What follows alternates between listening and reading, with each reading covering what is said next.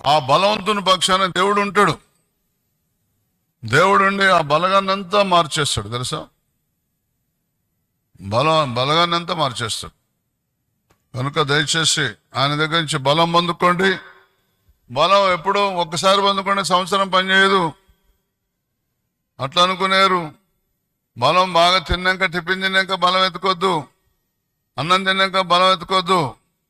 63వ కీర్తన 1-2 వచనాల్లో పొద్దున్నే వెతకాలి, లేవంగానే వెతకాలి. 63వ కీర్తన.